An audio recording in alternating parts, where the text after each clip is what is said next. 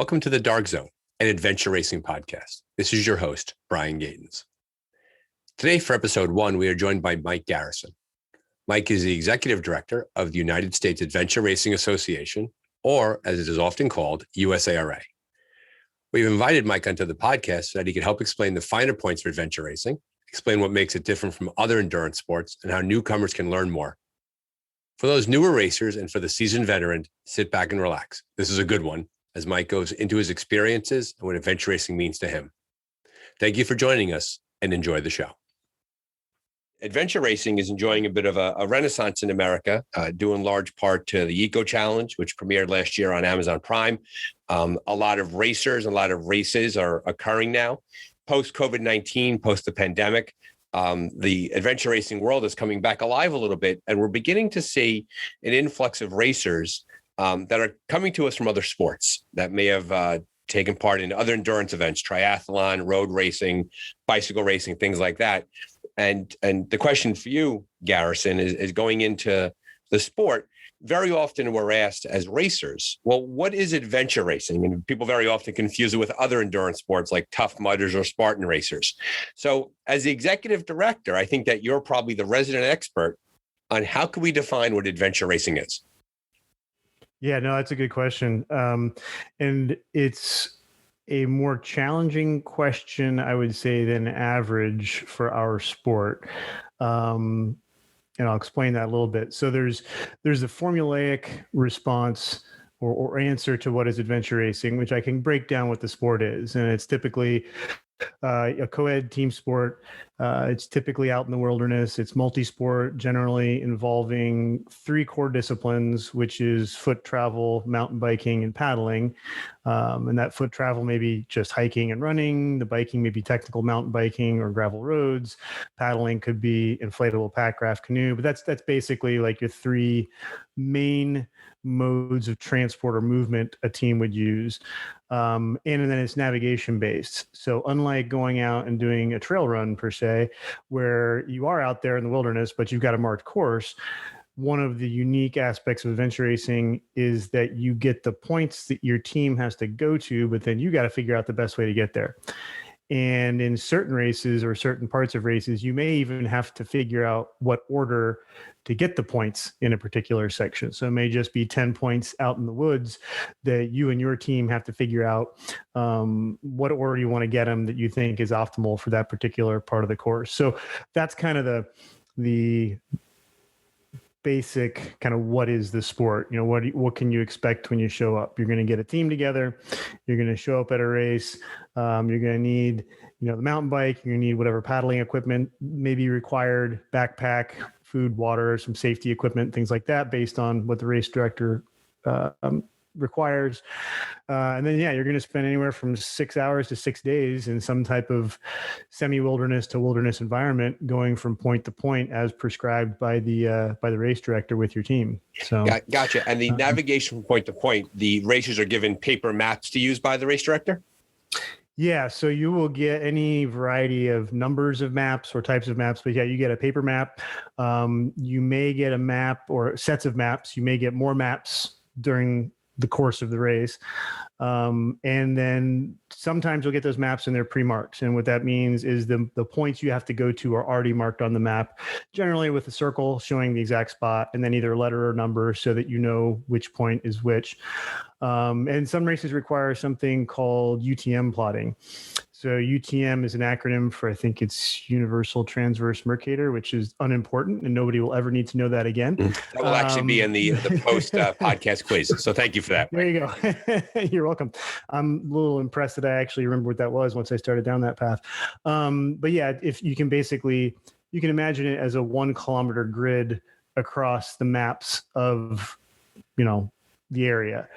And then if you just think of that as a 1 kilometer grid, you've kind of got your X or your horizontal axis and your Y, which is vertical axis. And the numbers that they give you allow you to kind of zero in and plot those points. So that was a required skill 20, 25, 30 years ago in adventure racing because you couldn't easily print maps. That was the only way to get people to get points on maps. Now printing maps is far easier. So some course race directors will choose to give you the pre-marked maps, and some will choose to make you plot the points for, whatever reason relative to that specific race. Gotcha. So the interesting part here is there are certain physical disciplines that are involved in adventure racing, right? You will transport yourself on your own two legs, either running or hiking or trekking. You'll get on a bicycle and you'll either go on gravel roads, technical mountain bike, single track, whatever that is, and then you'll paddle a boat, inflatable kayak, maybe a canoe, things like that.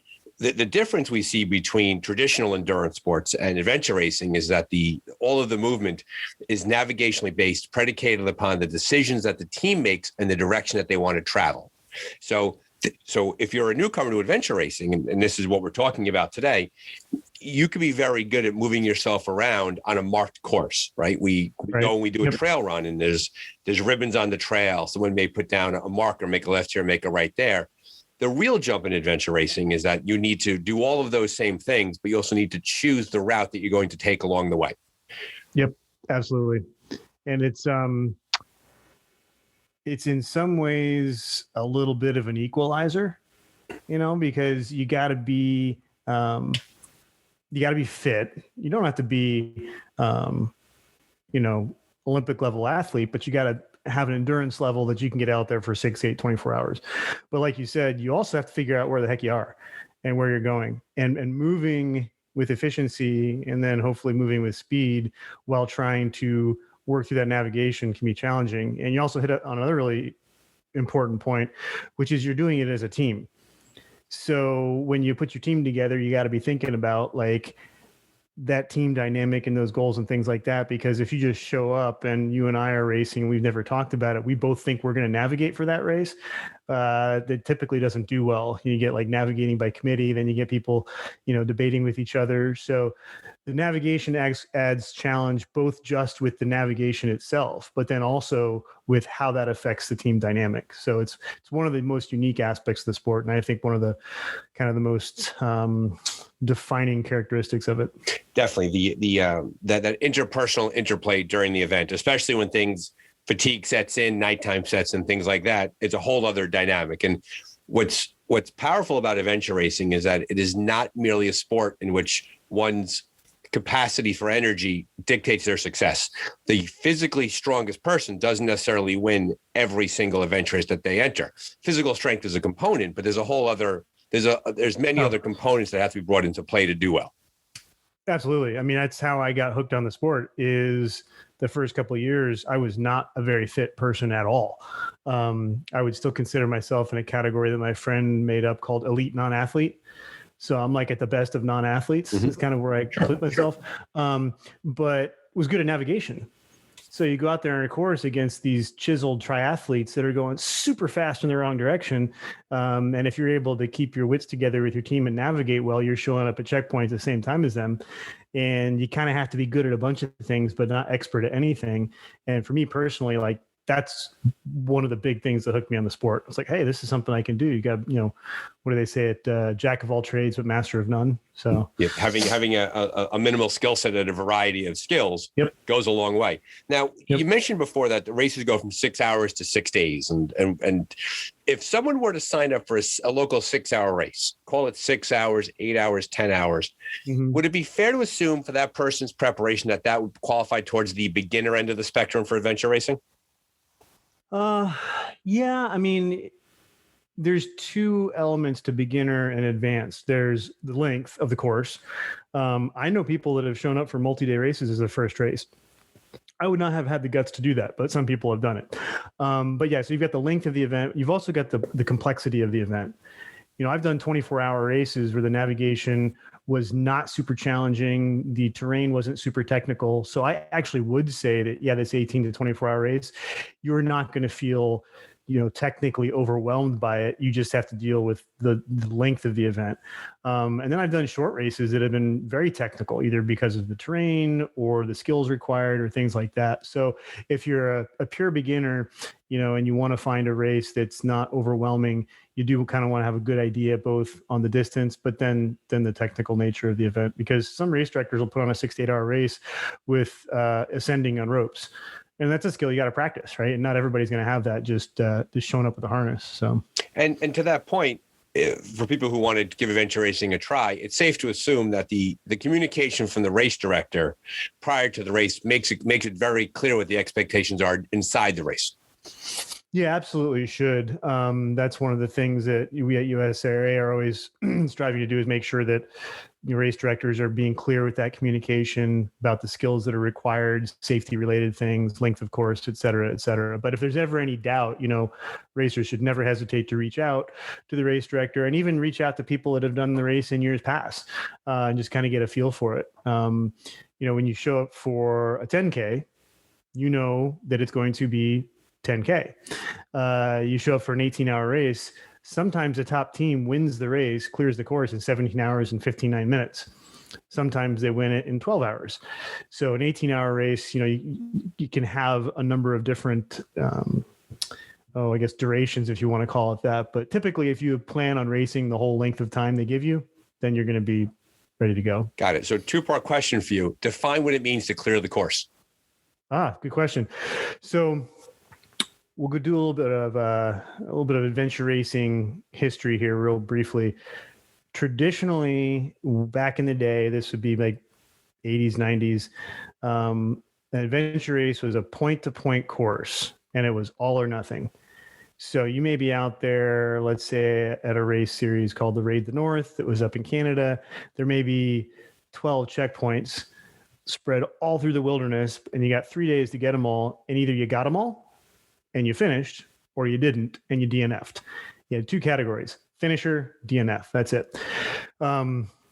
People that really love that kind of challenge, that's a great course design. But as the sport started to grow, race directors recognized they needed to figure out a way to make things a little bit more approachable. And so the concept of optional checkpoints was introduced. So you may have a course where there is 15 mandatory checkpoints, like you have to get all 15 of these, but there may be an additional 10 checkpoints, either on the bike, on foot, or on paddle, that are optional, that you don't have to get to finish the race. So if I say you cleared the course, that means generally you got all the mandatory points and you got all the optional points. And most courses, not all, but most courses, the winning teams will quote unquote clear the course. So for someone coming over from another sport, they might be thrown off by that, right? Because when you're going to run a marathon, you're going to run 26.2 miles. If you run 24 miles, you didn't finish the marathon, right? You stopped in a woefully sad distance to the finish, right? Most people would crawl the final 2 miles. But to that point, you could go to a race, get the maps, navigate, do all the mandatories, not do all the optionals, and still be considered a full course finisher. Yeah. That's one area where the terminology is not always standardized, with full course. Sometimes people will call full course mandatory and optionals. Sometimes there's different terms there, but the key, I think, is that you're an official finisher of the race, if you get all those mandatory checkpoints. And that should be stage one, or step one, I guess, in your thought process when you show up, is figure out what kind of race it is.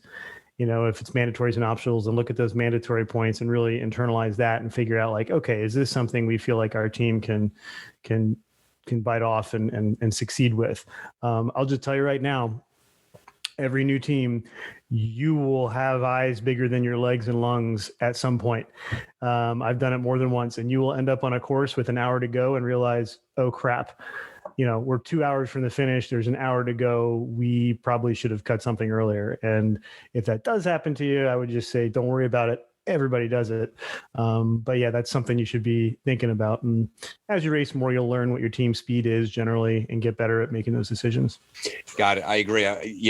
We've all had that feeling where we're out on the course and all of a sudden you look at the map and you realize that you're much further from where you want to be. And to be a race to finish. And sometimes it goes great. Sometimes you get your money's worth and you finish it exactly the right amount of time. Or you have the shame that my team had recently of being 51 minutes late for the end of a race and crawling into the finish with our heads hanged low, knowing that we just knocked our placing out. I could probably beat you on that one, in that I did it so badly years ago that we didn't even crawl to the finish. We came to the finish in the back of a pickup truck while they're doing the awards ceremony. Yeah, that's a little rough. That's about as shameful as you can get, I think. So let's talk for a second about nutrition, and because there's a component here to adventure race nutrition that kind of blows newcomers' minds. Yeah. Are people allowed to stop at stores when they're racing? Almost without exception, yes. So you're telling me that if I'm a racer and if I'm traveling down the road and I have my maps and I have my compass and I have my bike and I'm passing by a 7-Eleven or a Quickie Mart or a Wawa, whatever you want to call it, I could leave the race course, go inside and purchase a cup of coffee?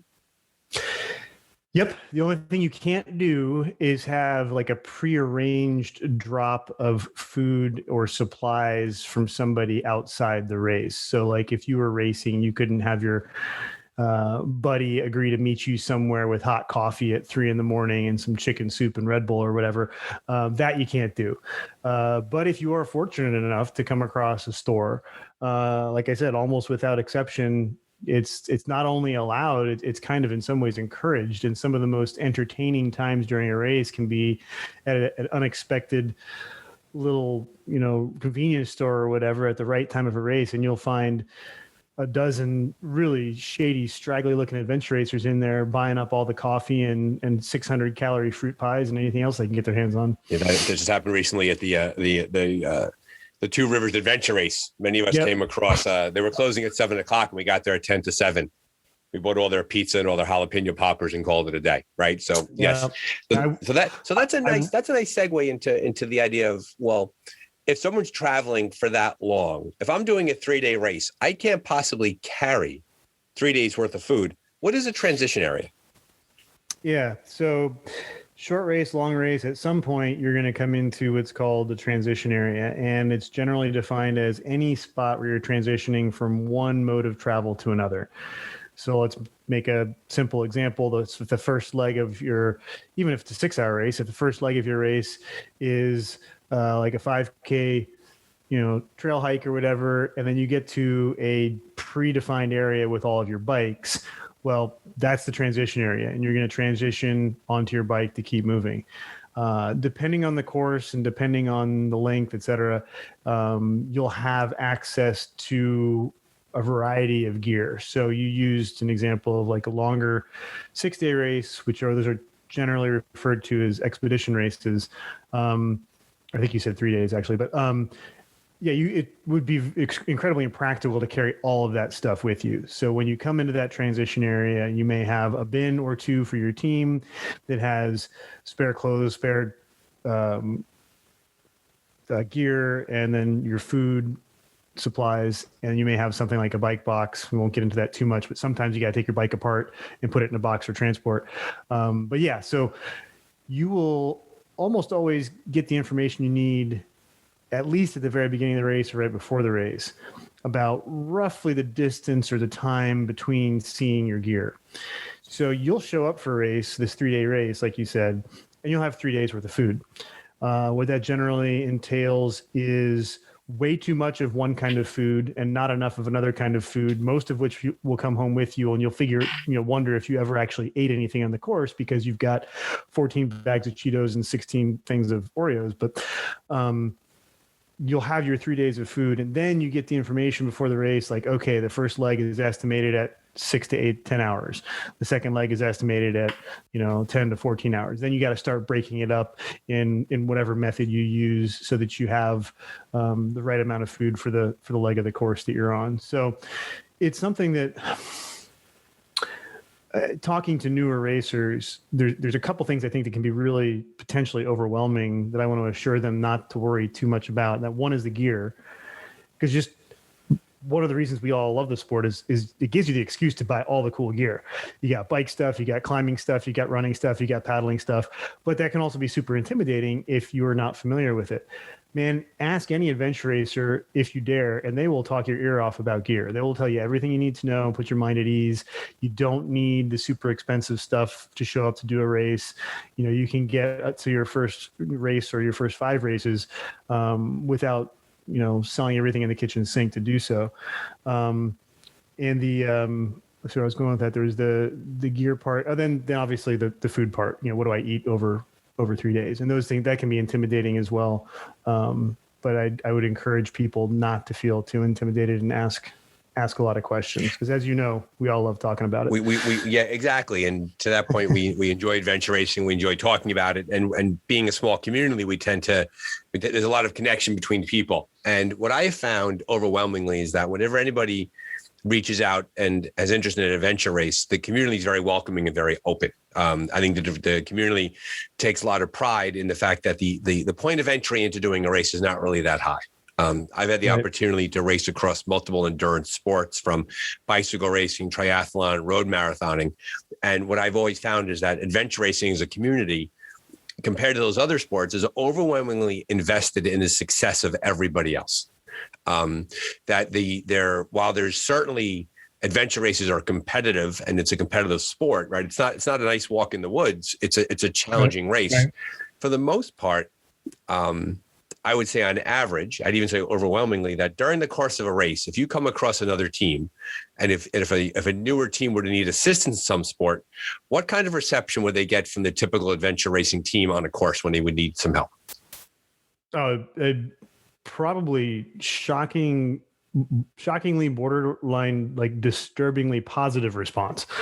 You will see teams sometimes take hours out of their race to help somebody else. You'll always hear people asking if they're okay, if they need anything when they're crossing. Like if you see somebody on the side of the road, flat tire, the bike's broken down. Race I did just a week and a half ago, somebody needed the chain link, for their chain, and probably like 3 teams stopped until somebody had a quick link, and then, grabbed it out of their saddlebag and gave it to them. So, it's part of the identity of the sport, that friendliness, that openness, and that supportiveness. We're a small but growing sport, and I think that contributes to it. But you got to remember, we're a team sport too. So successful teams are good at supporting their teams. And if you're good at supporting your teammates, that's just who you are. And then that translates to helping other teams. So are there any questions about the race itself? We talked about navigation. We talked about food. We talked about gear. We talked about the culture of the race itself. For the new listener here, for the person considering an adventure race, is there something that I may have left out that they would need to know to learn more about the sport? Or do you think we covered it pretty well? What would your guess be? Yeah, I think we covered it pretty well. There's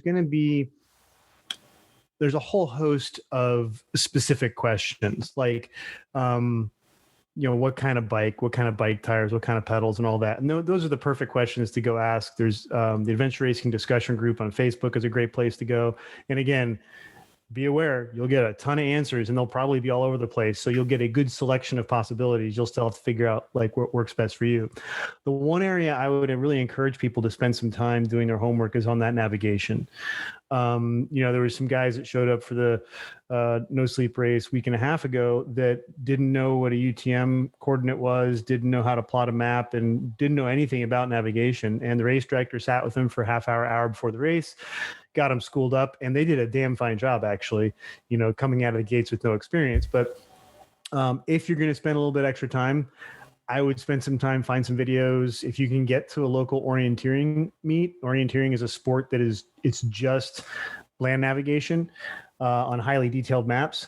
Orienteering clubs are usually extremely welcoming, and they got clinics and stuff like that. I would highly recommend if you can do that before your first adventure race. That'll remove kind of one of the bigger stress points, I would say, or unknown points for people. So yeah, and on that note, there's very often people are funny in the respect that more often than not, whenever somebody tries something new, they're worried about having so little capacity at it that they would do poorly or they would embarrass themselves. Yeah. And I think adventure racing is special in the idea that people who race it, who enjoy it and race well and take a lot out of the experience, they're comfortable with recognizing that in the beginning that they're not going to be too good at it, and they're not really being judged. Like, it's okay to get lost when you're racing. It's okay to kind of mess up your food a little bit. It's okay to come in towards the back part of the field. That every single adventure racer has been on a pretty steep learning curve, because the required skills to do this are honed over time. They don't just come naturally to somebody. So do you have any advice for the new racer who would be concerned about how they would be perceived by the other racers if they show up and they're not really very good at it? Yeah. Um, I like we've kind of been discussing it's a very non-judgmental sport. And whether you're showing up with an undersized pack or an oversized pack or something that somebody who's more experienced could look at and go, ooh, that's probably a mistake, they're also thinking, I remember when I did that. Right. So we've all done it. Unless you got really lucky and you came in with a super experienced team and they coached you up that learning curve super fast. We've all gone through that process. And it's not an environment where somebody's going to come over and condescendingly say, well, you really shouldn't do that. This is the right way to do it. But if you have any questions, then by all means ask. And perfect examples, like you may show up at a race and be standing next to a team that has these teeny tiny packs. And you may think, oh my gosh, I screwed this up. Well, no, you're standing next to one of the best teams in the country that has learned how to race ultralight. They're ready to freeze their butts off at night, and they know exactly what they're doing, and they've dialed it in. That is by no means something that you should try doing yourself. So don't just like compare yourself to everybody else. If you're wondering like, wow, how are you doing it with the tiny pack? Ask them. Right? Like get that engagement. And unless you're like standing on the start line, we're ready to go, where people might be a little distracted, people will always talk to you and kind of break down their approach. And I can't stress it enough. Like newer racers shouldn't think that if they talk to one experienced team that, okay, that's the way I need to do it. There is going to be trial and there is going to be a lot of error, and that's totally fine. That's kind of how it works. So the old expression, comparison is the thief of joy. Right. Don't look around and say, I'm not like these people. I don't fit in here. Say, yep. And I think it's a fun thing about adventure racing, too. And you don't see this in a whole lot of other sports, is when you go to a race that could be rather competitive, there's a really good shot that you are, to your point, lining up alongside perhaps national champions. And yep. that in many ways, adventure racing is a very democratic sport. It's a great equalizer because everybody on that course is given the same set of expectations, instructions, rules, and maps. And everybody's got a shot at winning it, right? And yep. That's nice that we don't separate people out like that. Like we don't start adventure racers, and I've never seen this, they don't have like staggered start times for better teams. It's like the gun goes off and off we go. Yep. No, the closest I've seen to that, which isn't even what you're talking about, is occasionally, if logistically a race has to start people in a staggered way, they may do like a prologue the night before. Mm-hmm. And I done a race where like it's a little orienteering course, so a little land navigation course with map and compass, and based on your finishing sequence, that's how they started the paddle the next morning. But that was just an element of the logistics of that specific course. But yeah, you're lining up next to national champions, and if you race internationally, you may probably be lining up next to world champions. Yeah. I went to Scotland last year and I got clobbered by a team from Europe. They were fantastic, and they were done days before us, and they were great. And and to your point, they were friendly and they were gracious and they were helpful. And we were the only American team there, and they could not have been any more friendly to us, which keeps us coming back, right? Because human beings will naturally, they'll resist returning to places where they're not treated well, or at least they're supposed to. And we don't, and adventure racing always welcomes people back in.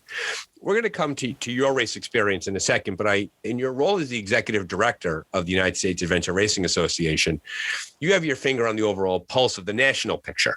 And you mentioned before that it was a growing sport. Can you talk a bit about that? Yeah. So the sport's been around in the U.S. for about 20 years.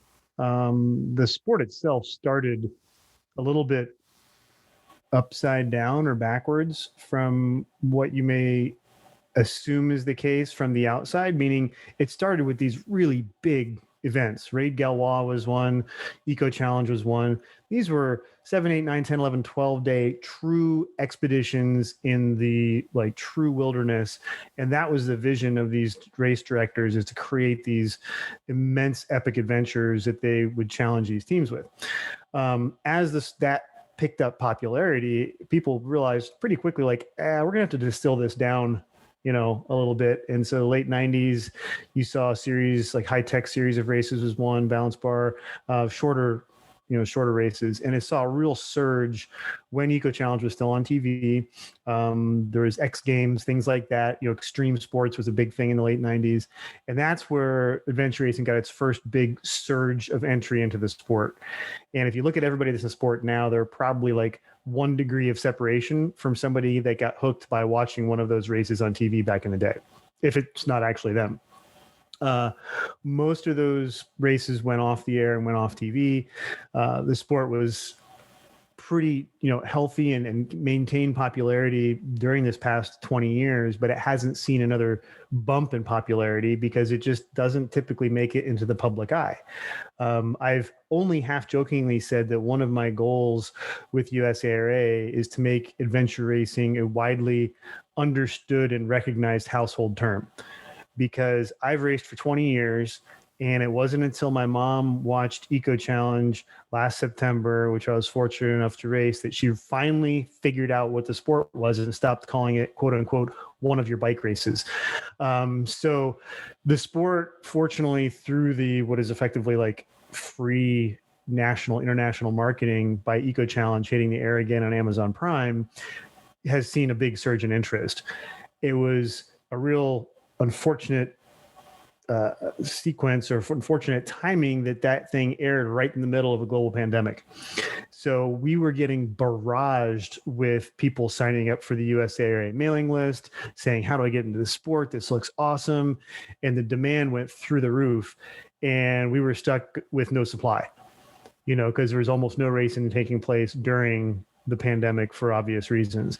But as races started to take place, I think the first race I did was last fall in central Indiana, and like a third of the field on the 4-hour course were there because they had watched Eco Challenge, and it was sold out. And the 12-hour course was sold out too. And I've talked to race directors that are selling out that have never sold out before. I've talked to race directors that have sold out like a 24-hour course and an 8-hour course, and they added another 8-hour course, and then they sold that out too. So the interest is absolutely there. It survived through the pandemic, and people are getting out there and giving the sport a shot. And so, we're trying to focus on that. And one of our big areas of attention early on with the transition of USARA is trying to make the website a place where people who are interested don't know what to do. Where do I go next? They can go to the website, they can see some information and content about the sport in general, and then where events are, and then hopefully get connected with a race director and get out there and do their first race. So it's a long answer to say that, mostly because of Eco Challenge being on the air, it's seen a huge bump in popularity, and now hopefully we're going to kind of latch onto that and continue to grow it, and not just take that one bump, but turn that into a steady incline. So on the Eco Challenge question, I think you said earlier that you raced Eco Challenge. Yep. Can you talk a bit about your experience there? Because I know that our listeners have migrated over from there to here, so they'd love to hear a bit about your experience. Yeah, so I was one of those people that I got hooked on the sport back in late 90s is when I first saw it on TV, and I thought, someday it would be nice to do that. And 2001 or 2002 is the first time I realized that there was 6-hour races, and that's what got me hooked in the sport. And so when word came out that Eco Challenge was coming back, when it first came out, it wasn't going to work for me. Me and my teammates kind of talked about it, and work schedules and life stuff were like, I don't think this is going to work. So we didn't apply. And then a few months later, Cliff and Kate White from Strong Machine reached out to me, and they're like, yeah, we got a spot if you're interested. And my circumstances had changed a little bit. And so I had some conversations with some folks at work and ended up being able to swing it, and was able to join them. And a good friend of mine, John McInnes, joined as our crew person. And it was a really awesome experience. It was crazy after racing for almost 20 years, being at an event with that type of production quality and production investment. Helicopters, cameramen. I heard anybody who raced it said it was incredible. Oh yeah, you're totally like, especially as a more experienced racer, you're trying to play it cool. Like you're not fanboying over all the personalities that you watched on TV 15, 20 years ago. You're racing in a race with them. And then the helicopters and all that stuff, like you said, after a while you did get used to it, but it was pretty cool every morning, racing. And then around 6 a.m. or so, you'd hear the helicopters start up, and then somebody in the team would start whistling Rise of the Valkyries, and everybody laughed. And then, you keep the Flight of the Valkyries and you keep racing. But yeah, no, it was an awesome experience. Strong Machine was a great team to race with. It was Cliff and Kate White and Cliff's dad, Starker. We went into the race knowing it was going to be a race to try and finish type situation. Starker was 65 years old when we did the race. Amazing. And he trained his ass off for that race. And that man is he is one of the most stubborn individuals on the face of the planet. And it can be a difficult guy to race with. And I hope he hears this, because he knows this is true. But that stubbornness is also what made him as strong as he was. And I was super impressed. And we were moving along. We were taking lots of time in transition, getting good sleep, taking care of our bodies. And it was on day 7, I think, we were heading to the rope ascent on the waterfall, and we were in the river valley below it. And if you've watched the show, you saw the fancy helicopter rescue with the lobster pot. That was Starker getting airlifted out of the river. And so that was unfortunately the end of our race. And interestingly enough, having no idea that our futures would involve taking over USARA, Cliff and I were talking about the future of the sport in the US and USARA at the very moment that Starker took his spill in the river and broke his leg and had to get airlifted out. So, but even with that finish not being what we had hoped for, we had really started to see like, wow, we've got time. We may be able to finish this thing. It was still one of the most impactful racing experiences of my life. And that was awesome. And that's a hard, I did an interview not too long ago with an adventure racer, and she was speaking about her experience out in Expedition Oregon. And it was the longest that she had ever raced. And in the interview that we spoke, she talked about how there was almost like this, I'm going to use the word spiritual. There was almost like this moment during the race where she was tired. She was physically at the end of her wits. She was mentally exhausted, and yet she was exhilarated. She felt as if she had done something that she had never done before, and she took a lot of pride in it, and it really meant something special to her. And you kind of touched on that a little bit in the race itself with Starker and Cliff and Kate, and you being there.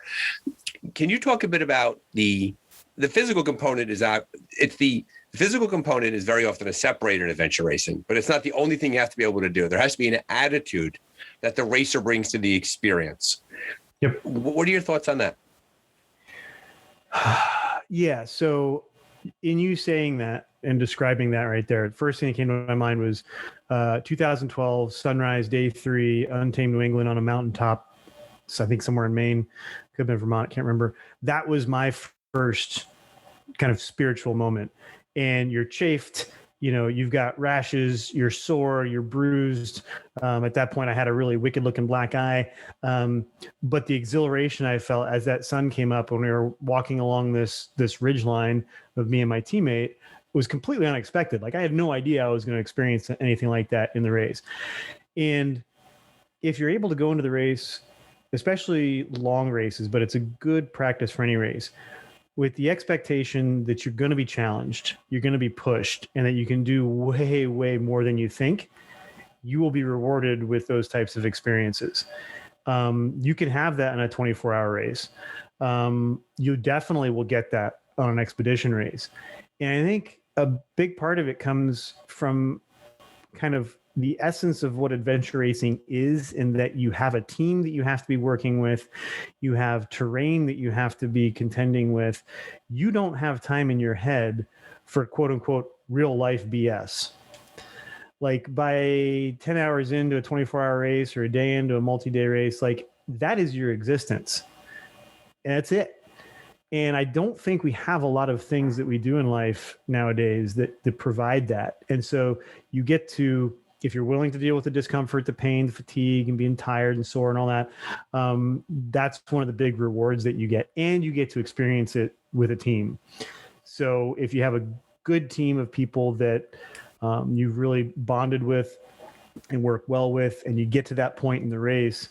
Yeah, I don't want to say that adventure racing is like the only sport you can experience that, but it's got to be one of the very few sports where almost everybody can experience that at some point during a race. And you just got to be willing to tell yourself you can keep going. And it's really hard to do, but once you kind of master that, then yeah, that's your reward. Yeah, that was an excellent summary of that experience. We've all been there. For me, it was daybreak coming up in Scotland, climbing all night through this mountain, looking over my shoulder, the sun coming up, and counting, in succession, I could see 9 peaks stacked up behind each other in the northern Scotland. Yep. And just, a view that was earned. And I agree with you 1,000% that the people are always, always, always stronger than they think that they are. And I think I think adventure racing is an incredible avenue for people to learn that about themselves. And it's there's something, there is something kind of, I guess, primal about being out in the wilderness when you're doing the event, which is part of it. But a big part of it is that team too, because you have both that sense of obligation to your team to not let them down, which keeps you going. And then you also have the support of your teammates when you're really feeling down, that keeps you going. And so a good team of 3 or 4 will be able to overcome a whole bunch of crap that may have made any one person by themselves stop. And that's another thing that I think is really unique about the sport is, some people may think that it's like a team is as fast as its slowest teammate. And that's not the case at all. It's a team is as fast as that team is able to figure out how to move together as a team. So yeah, it's definitely unique in that way. And it's something that I really wish if we could figure out how to like bottle that into a TikTok video or like a poster, it's so, you got to sit down with someone for 5 or 10 minutes to have a shot at kind of communicating that with any kind of confidence. Right. If we could figure out how to compress that and bottle that, and then I think that's going to be something that's going to get people, because what got people recently interested in the sport? They got to watch the human stories of people over whatever it was, 8, 9, 10 episodes of Eco Challenge, and they got it, right?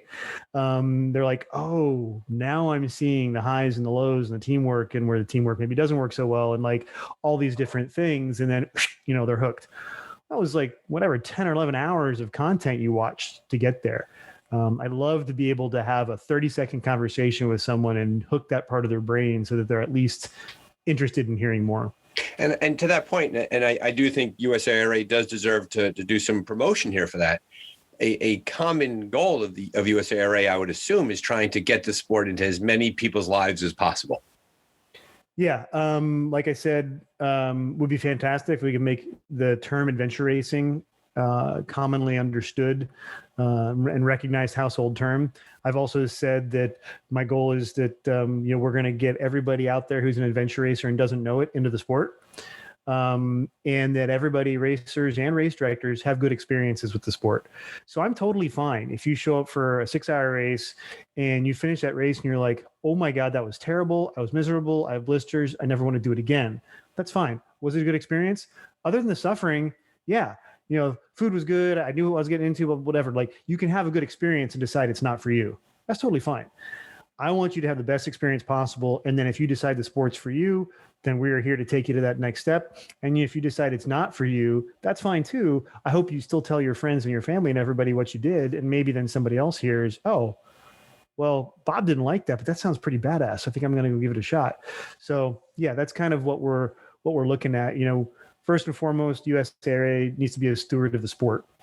But a big part of that is making sure that the people are aware of it, obviously, and that they have good experiences when they get into it. A couple of questions as we come to the end of our time together here. What is your favorite race food? Oh, that changes. I got to credit my recent teammate at Two Rivers with the one that's probably at the top of my list, which Karen made turkey bacon potato cakes. That was pretty awesome. Just randomly pulled out these foil wrappers with real food. And I was still kind of in expedition mode from having come back from Oregon a couple weeks prior. One that's been a staple for me for a number of years is Cheetos. Despite the fact that you get the orange stuff everywhere. I don't know why, just they work. They survive in a pack really well. They make you happy. Yeah, and dark chocolate peanut M&Ms are another consistent one. They can survive hot weather, cold weather, and they just kind of have that right flavor profile for me. And on that note, real quick, just getting to the beginner racer thing, the number one rule with new food is whatever you can eat. Yes. It does not need to be high-tech engineered, does not need to be organic. Start with whatever you can get in your stomach. Yes. And you eat as much as you can without puking it up, and just whatever sounds good. And then over time you'll learn what works, what doesn't work, what works in hot weather, what works, on the bike versus on foot. But just start with whatever you can stick in your mouth and swallow. And that's kind of the starting point. I tried with all the engineered, like, athletic food the first year or two, and I wondered why I was suffering so bad until somebody gave me like a peanut butter and jelly sandwich and some gummy bears or something else. Yep. Ate that and I was like, oh my God, I feel so much better now. So to each their own, figure out what works for you. Very awesome. I heard that real food is the way to go. That the prepackaged stuff is good in a pinch, but if you have to unwrap it out of a plastic wrapper, it's usually not going to stick with you for that long. It depends. You're right. Like you definitely longer the race, you want to get some real food in there. And then some prepackaged stuff works for people. I know people that use almost pure candy. I could never do that. I need that balance of salty and sweet, but especially early on, don't put all your eggs in one basket. I raced with the guy that tried to do the whole race on Cliff Blocks, I think. 24-hour, there was nationals, 30-hour race. He was borrowing food before that race was over. That probably didn't end well. He's probably still hurting about it years later. Yeah, at least have some variety. And I guarantee you'll have one thing you eat all of and another thing that you don't want to touch for a week after the race, but that's just the way it goes. Now, this next question is kind of tough because it's asking like someone to pick their favorite child. But if you could go back to a race, what race would you go back to and do it again? Ooh. Okay, I got to roll back through. Oh, man. So is it re-experiencing the exact same race experience that I had? No, it's going back to a race. It was a race that was it was so enjoyable and so much fun. You'd love to get back in the start line of that race. So, okay, I've had two races. I'm going to cheat the answer like everybody always does when they don't want to pick their favorite kid. Eco Challenge was such a potentially once-in-a-lifetime experience. It's hard not to put that on the list somewhere. I've had two races in the last 3 years, 2018 Untamed New England and a 2021 Expedition Oregon, where I showed up with a team I'd never raced with before. And those two races had some of the absolute best racing experience I've ever had. Just the team clicked, the dynamic was great. We laughed, some cases laughed till we cried. Expedition Oregon competitively didn't go as well as we hoped, but we all agreed that it was a fantastic experience. 2018 Untamed, we had a couple guys that were expedition rookies, but did a fantastic job. And just in my case with both those races, walked off that course on a high, just having loved the experience from start to finish. Because once you get off the course and take that shower or even just have that first beer, it's amazing how quickly you forget the parts of the race where you're pretty sure you're just going to retire because it hurts so bad. Yeah, every big race I've done, there's been a point in the race where I said to myself, I'm done with this. I'm never doing it again. I'm selling all of my gear. And then to your point, the race finishes. You're standing at the start line. You at the finish line. You trade the stories. You laugh along. You look at the maps together, and within 1 or 2 days later, you're looking at the calendar for the next race. Yep. And the very last thing I'll ask you, Garrison, because you've been an excellent guest today, and thank you. We've talked a lot about the new racer, and I don't want to retread it too much, but what's the one piece of advice that you want the new racer to take away from this interview? Don't be afraid. Don't be afraid to ask questions. Don't be afraid to do something you haven't done before. Don't be afraid to go way out of your comfort zone. That's kind of what a big part of the sport is about. You have to be willing to, push yourself either physically, comfort zone wise, emotionally, mentally, whatever.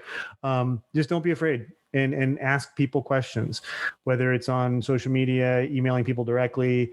We've already talked about, Adventure Racers will absolutely try and support you in every way they can. So don't be afraid. We got you. And we will absolutely kind of help you get into the sport and have a good time at it too. Wonderful. No finer way to close that interview. Garrison, thank you very much for all you've done today. Best of luck at USARA. We'll see you on the course. Thank you. All right. Sounds good, man.